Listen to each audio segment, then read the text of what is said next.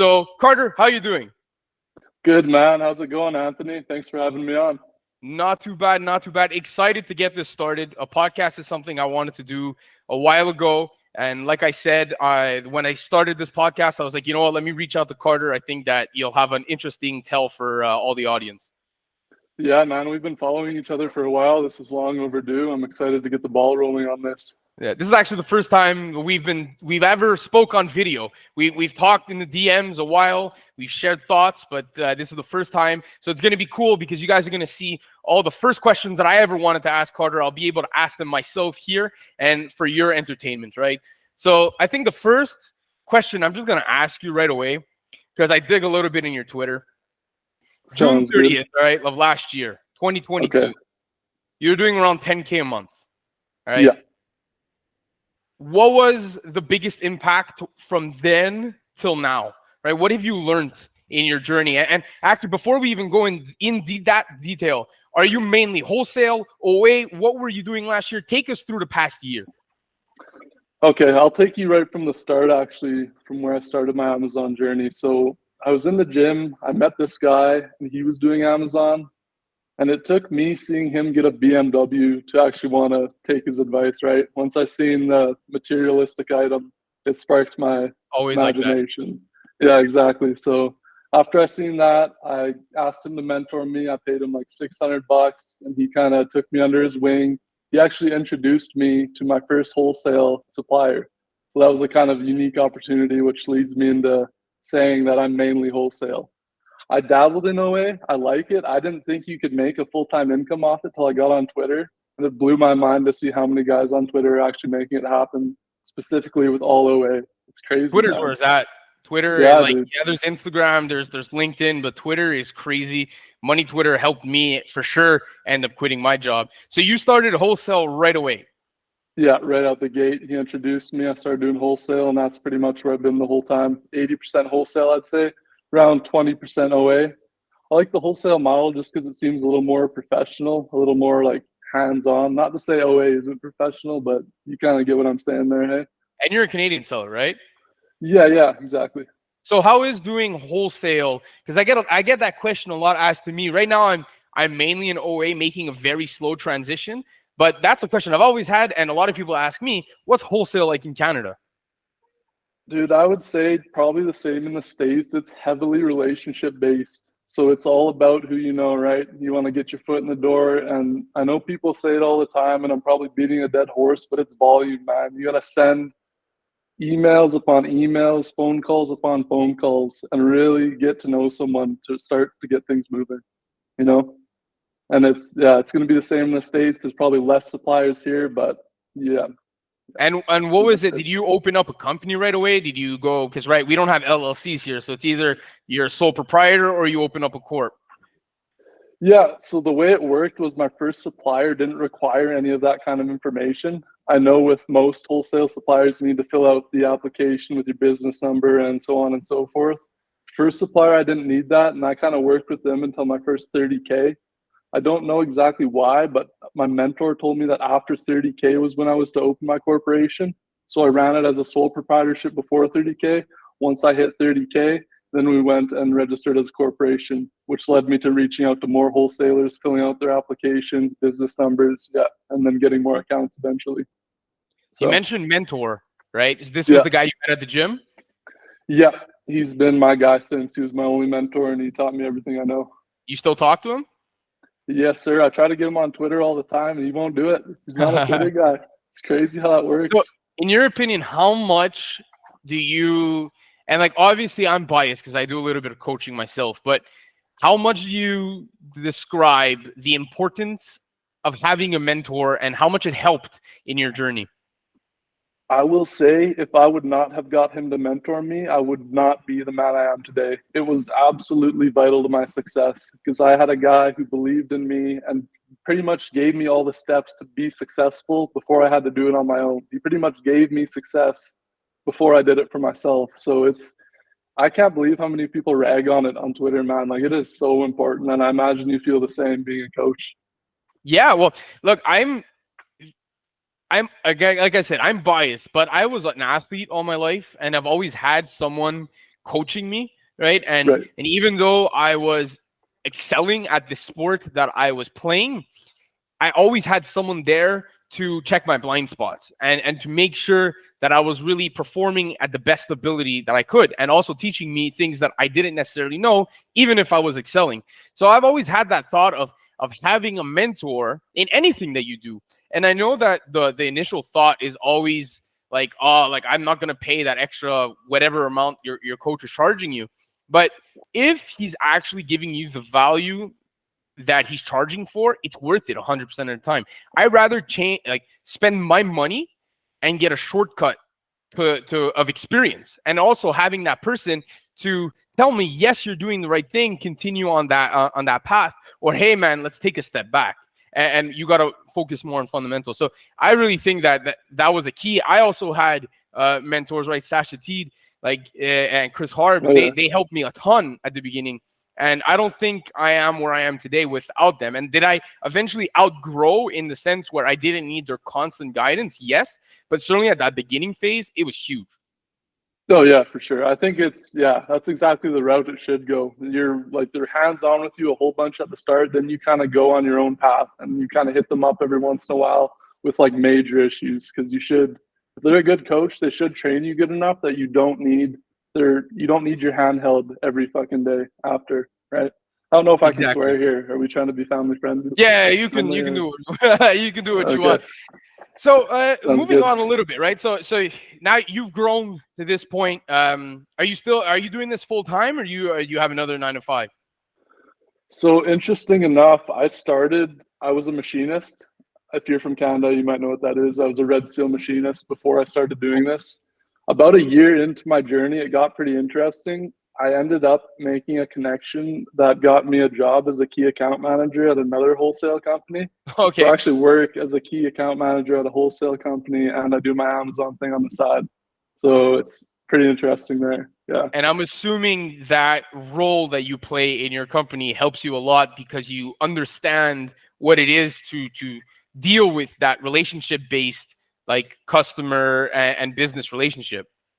Oh yeah, for sure. It's leveled my game up. I would say 10x because it's on like the high scale of what I'm doing now. So like, yeah, it teaches you a ton. If anyone gets that kind of opportunity, or you can work your way into that opportunity, it will scale your business for sure, Cool. without a doubt. Another thing, I'm curious because I haven't seen you. Actually, I saw you tweet about this not long ago. You were saying you did a death sentence. I don't know, to your DMs or what, but you said, "Hey, everybody on Amazon that's a VA, send me a DM." I don't know what that crazy thing was about. I can only assume how many DMs you got, but that begs the question: do you already have a VA? Dude, so this is the thing. I ran without a VA for so long, and I scaled to a point where it was like, oh my God, I need help. Like, I am running myself into the ground. I'm not getting enough sleep. I have so much to do. I need help. So I started with one VA. I found him on Twitter. Again, this is me being lazy, and that's why I kind of made When was that this? tweet. I'd say like a month ago, I got my Okay. first VA. And I started to get him sourcing on like Canadian marketplace and stuff. I wanted to start OA and then work him into wholesale. I don't know why. That was just something I wanted to do. And within like a day, he was like, fuck this. The Canadian market is too hard. I can't do it. I can do wholesale for you, but we're not going to do OA. And I was like, well, man, that's not going to work. I want a guy for OA. So he didn't work out. And then that kind of led me to that post I made. And I got a bunch of DMs, and I'm slowly working through trying to get a ongoing VA now. But from the Awesome. start, it's basically Well, been look, man, one man. I think VAs are I don't know how you did it. I was someone who I'm trying to build my business more for the next 10 to 15 years. So the short term is obviously extremely important. But for me, building that out, and I hired a VA early. And what I tell people often is there's two ways of thinking, right? There is the whole, you need to master VAs. Sorry, not master VAs. You need to master sourcing. This is more on the OA side. But even with wholesale, you can kind of think about like the way you reach out. Like, you need to master that before you get a VA. And my opinion on this is that it's less about mastering it. It's more you need to be knowledgeable. That's step one. But once you get to that point, like if you wait 6 months, and that's kind of a situation that happened to me, right? After 6 months of doing OA, I got my first prep center, and I was like, okay, I'm going to wait 6 months now. I'm going to do an extra 6 months of sourcing. Then I'm going to get my first VA. Well, for some reason, I had a mastermind with one of my best friends, and I was like, you know what? I'm hiring a VA this week because I want to learn with him. And then 6 months later, right, if I would have waited 6 months, I would have then hired my VA. Would I have been a better sourcer? Maybe a little bit. And I would have hired my VA, and we would have been at step 1 in the relationship. Right? Think about it like wholesale, where like relationship is so important. So is the relationship between you and your employee, right? So my VA, I trained with him. I learned alongside him for 6 months. And now we are both a lot better in the Canadian marketplace. And we have a relationship that I could, a couple of months later, so like 8 months down the road, he became my buyer, right? And now he takes care of all my buying in OA. And I don't do any sourcing. I review leads.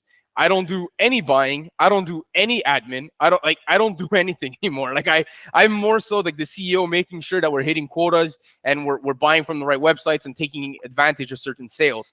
But I'm basically just the captain steering a ship. And I decided doing that really early. And I think getting a VA as soon as you're comfortable is going to help you a ton.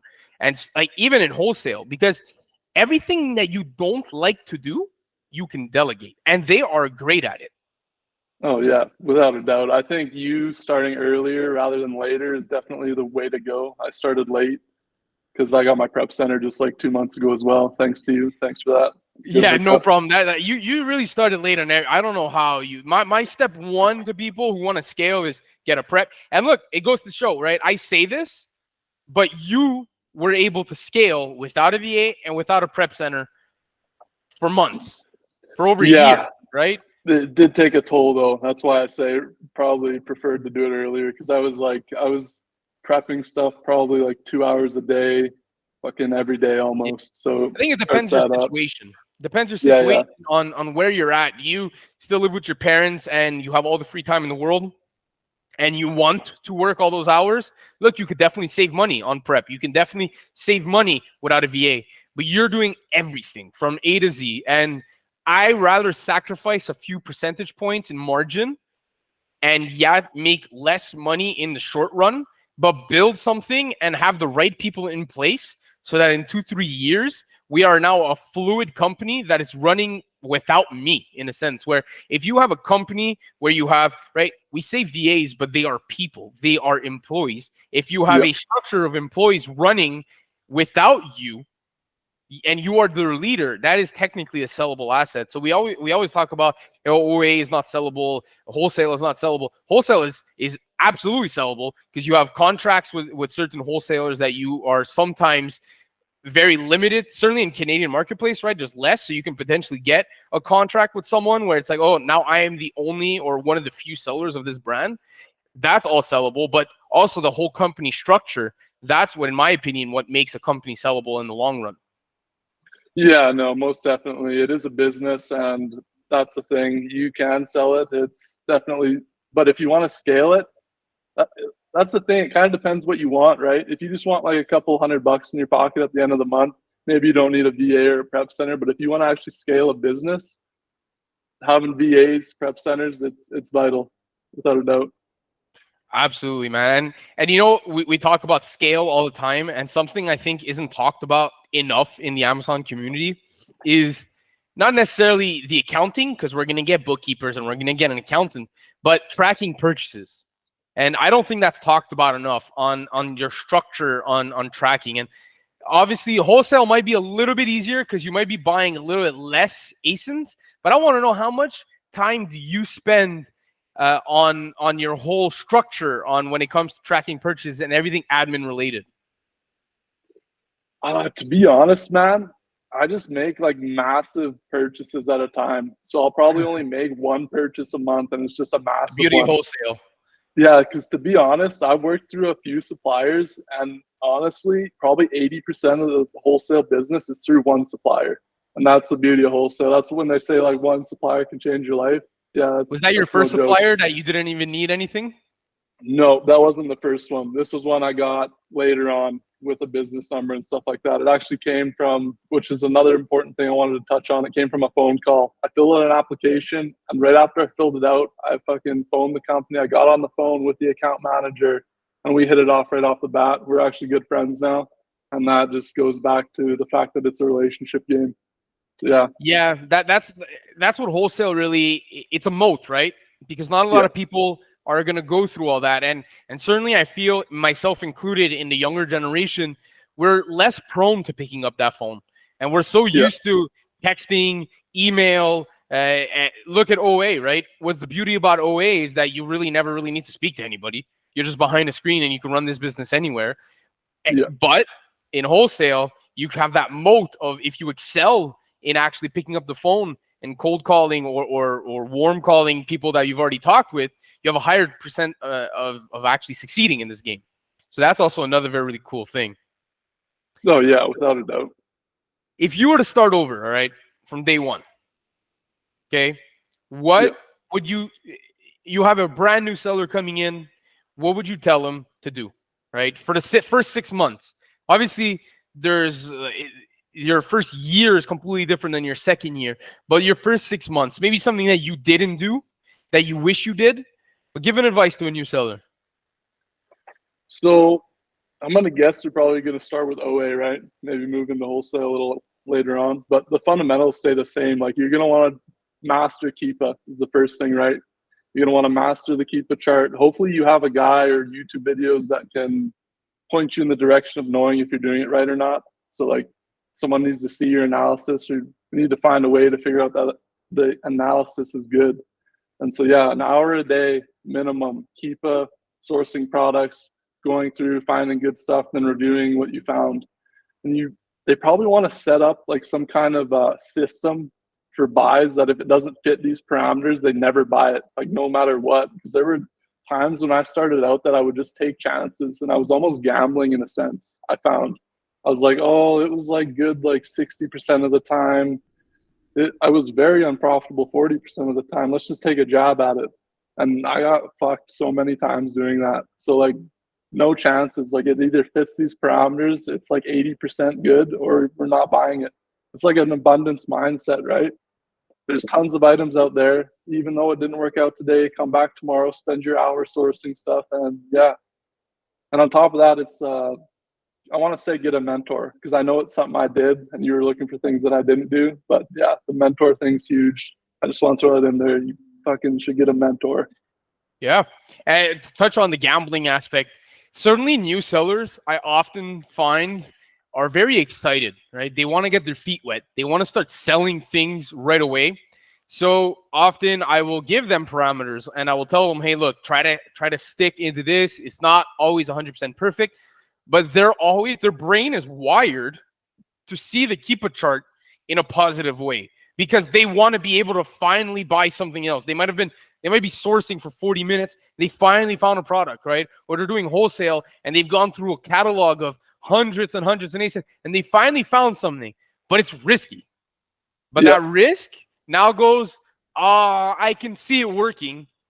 Yeah. And that's, I think, where you made a good point on, like, look, it's better to just go, no, let's move on. Let's make sure every ASIN that we add into our catalog, they can't all be home runs, but they're lottery tickets that you're punching in and that you're hoping become a replenishable product for a good amount of time, right? All leads end up dying, but you're just buying lottery tickets. And I don't think for a new seller, it's worth doing those risky leads, right? Buying those risky leads, because those are more often than not going to tank. And certainly if you don't have, and you're limited in capital, right? You don't have a large asset pool. You don't want to be risking it. You want to be making safe buys backed by Keepa data.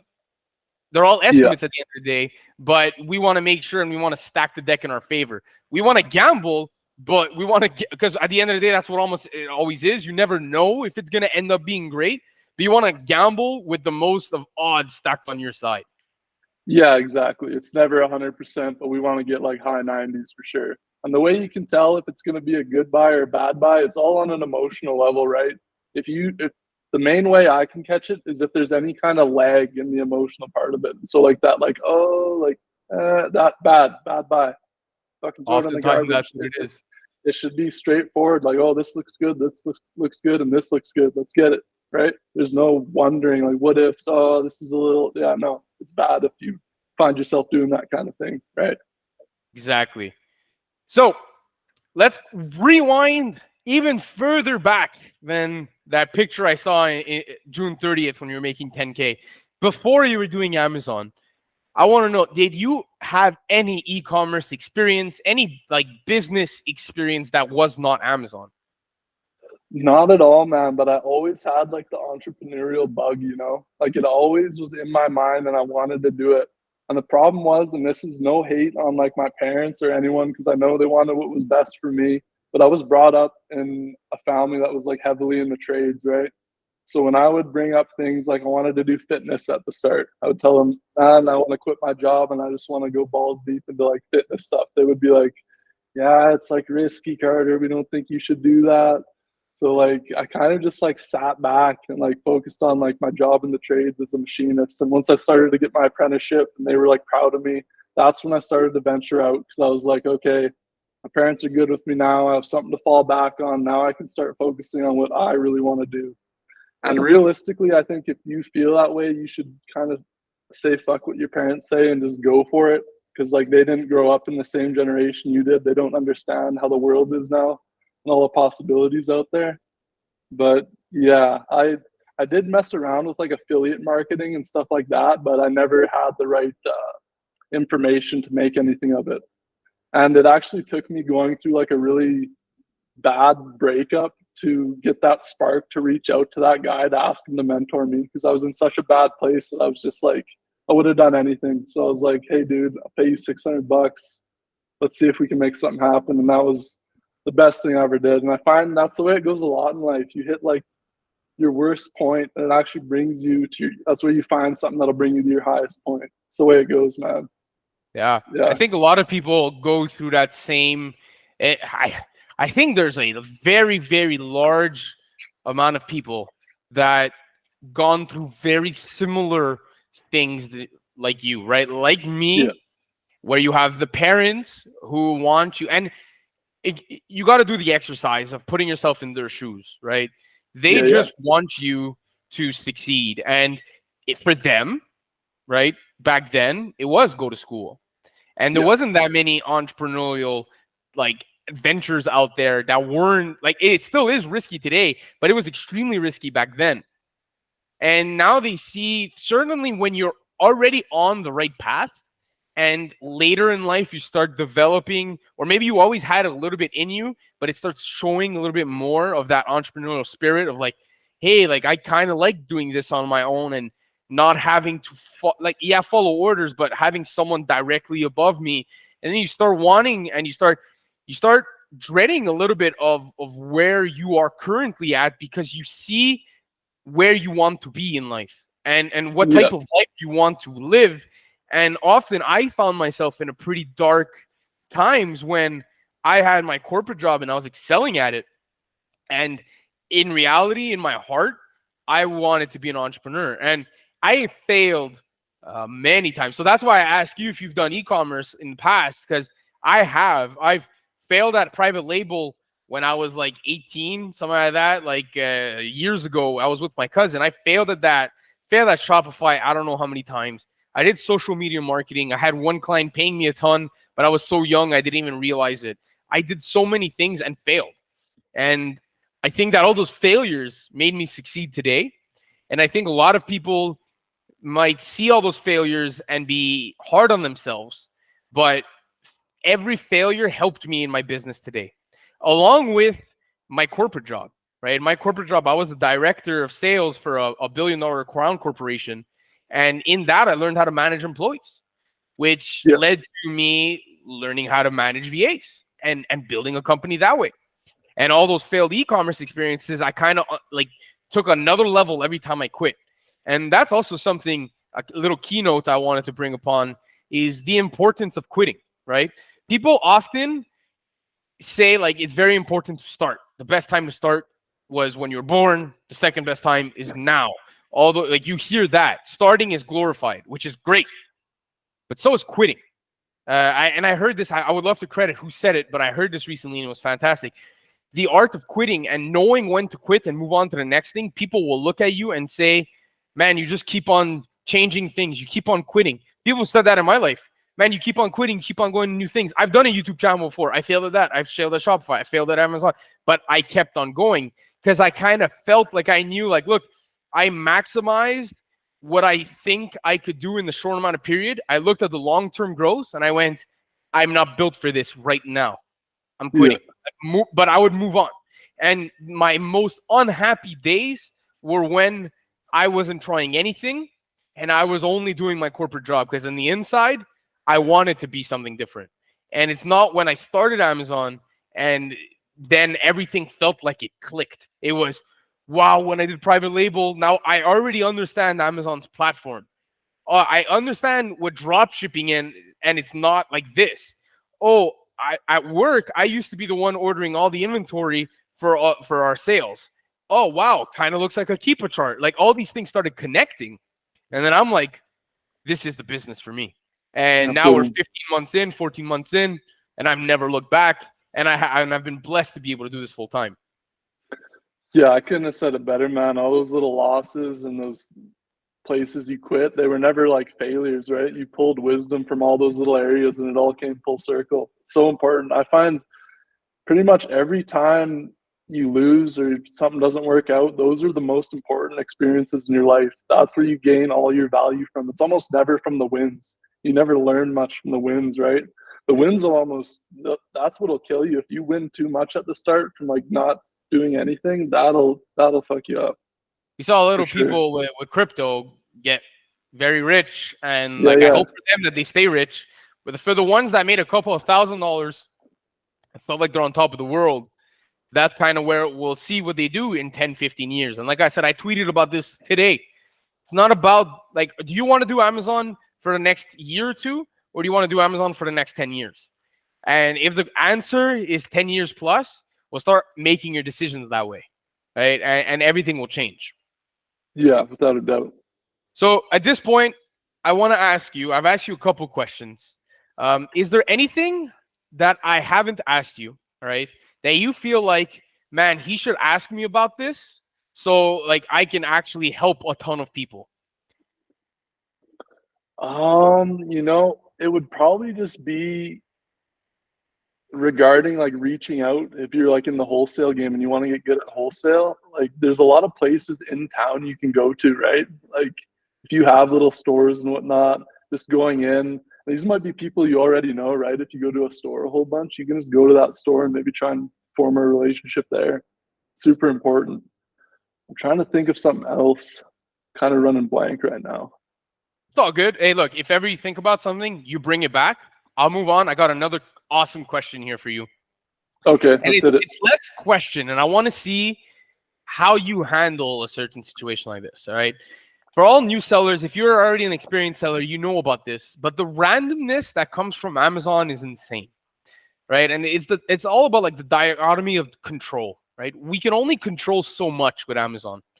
Yes, we have control of what we pick in terms of when we source and how we qualify with Keepa, but you never know. Amazon could just take away a listing, snap their fingers, and now it's gone. And now you may have $1,000 worth of inventory, not able to sell it.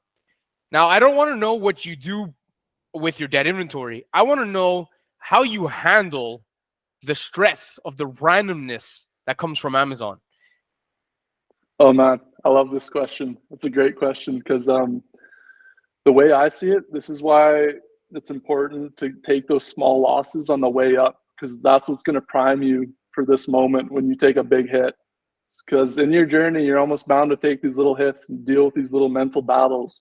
And you're probably going to get to a point where hopefully it happens at a time that's kind of perfect for it to happen. You're pretty much like built like a stone wall for when it hits, because you have an abundance mindset. You had all these things fail in the past, but you always come back and you end up being a problem solver by the end of it, right? So when something like this happens, you're immediately like, okay, well, here's like, you're thinking of ways to deal with it. You're not just going to be like crying in your room, sad about what happened, right? It's part of the journey, and it's like built into the journey that you'll be able to handle it once it gets to that point. So like immediately, if I have dead inventory and that happens, I'm kind of like looking like, I know you shouldn't return stuff to a wholesale supplier if it's wholesale, or if it's OA. Maybe you could do it if it's OA, but that's an option. Right away, I'm just problem solving. Okay, that's maybe option one. Option two, can we call a store and act like we're a broker for this item and try and be a distributor that way? Can I sell it to a store, a company? Can I post it on eBay, Facebook? Can I make my Shopify site that was for getting wholesale accounts for people now and sell it on the website and advertise the product, right? It's all about problem solving. It's not, these kind of things are so common, right? You can't just expect it to be a smooth sale. Like, it's bound to happen. And the guys that are going to problem solve in these situations are the guys that are going to thrive. So yeah, I pretty much wouldn't look at it as a big deal, even though to a guy that hasn't started yet, that would look horrific, and it would probably have them locked in the room crying, right? So, well, I like that you said, like, and we've been saying it for the past 5-10 minutes or so. It's like taking those losses on the way up are so important, because imagine you were able to scale to a point where you never really had, not dead inventory, but Amazon snapping their fingers and eliminating a listing, and that never happened to you. So it's a miracle. yeah. Well, then you have that time that it happens, and you've just been ordering hundreds and hundreds of units of an ASIN, and now Amazon takes it away, and it's the first time that happened to you. Now it's like $5,000 worth of goods are gone. If you never had that experience of, okay, what do I do now? And it's the first time this happens to you, your stress level is going to be through the roof. Whereas on your way up, if you're able to encounter those situations, you go through the reps. Like, okay, this is what I'm going to do. It happened again. I've already done it. So once it's already happened a couple of times, now we're actually able to just go through the motion. And sometimes the number looks a little bit bigger, but it's the same situation. Oh, I got to liquidate on Marketplace. How do I do it? I'm going to list it at 10% off retail. And then I have a whole system that goes along with that. And if you're able to build something like that, that's what's fantastic. Yeah, exactly. And it's just a learning experience, because after you see it happen a few times, you kind of get a feel for things when it might or might not happen. And it just gives you more knowledge. Again, tagging back to what we talked about at the start, you're pulling knowledge and wisdom from all these little losses or bad times, and it just ends up making you into a monster by the end of it if you stick with it. And you're stubborn enough to keep going, like me and you and everyone else on Twitter. Well, you say stubborn enough, and I think that's the biggest, like, talent, right? The biggest attribute to people is be stubborn.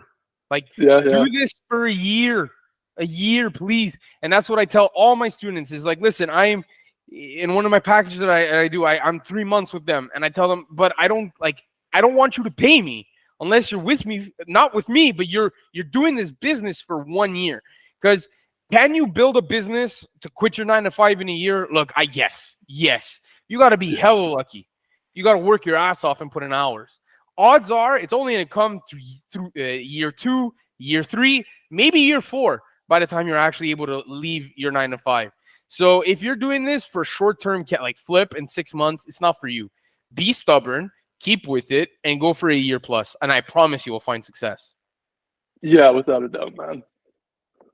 Now, I know you mentioned it a little bit. I want to dig a little bit deeper.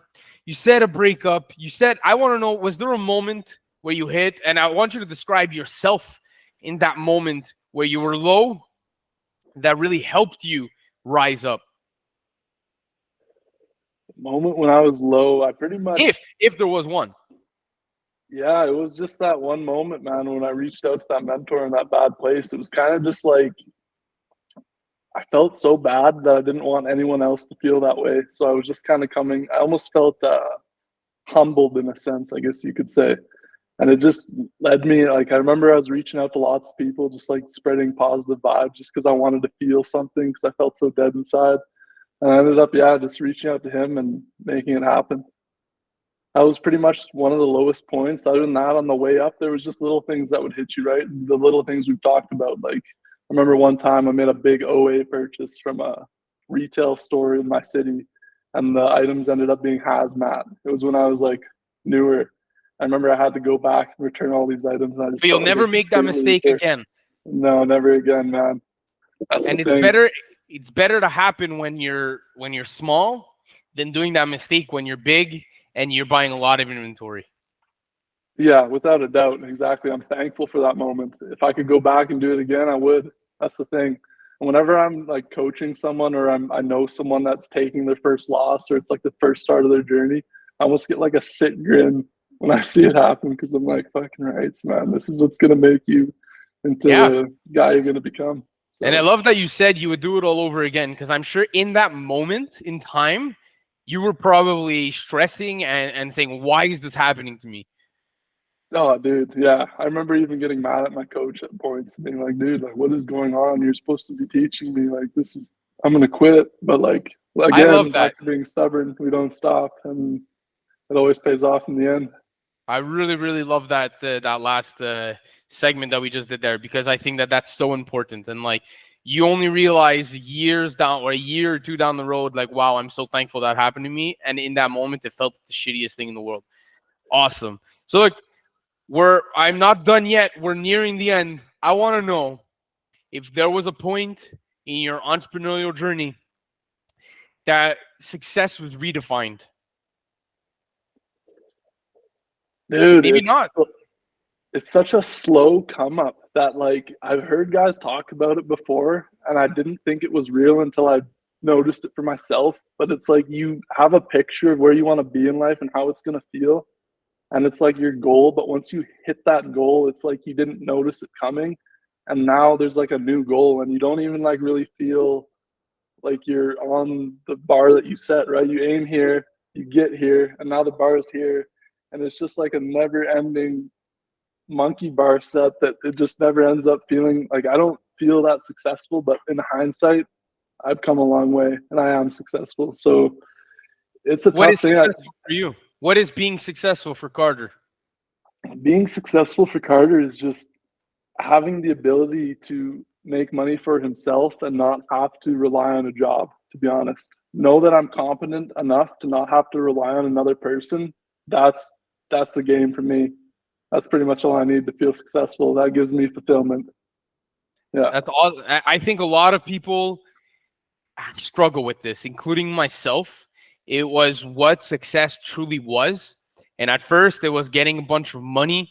And then once I had money and I bought a fiveplex and I had my stock portfolio and I was still not fulfilled.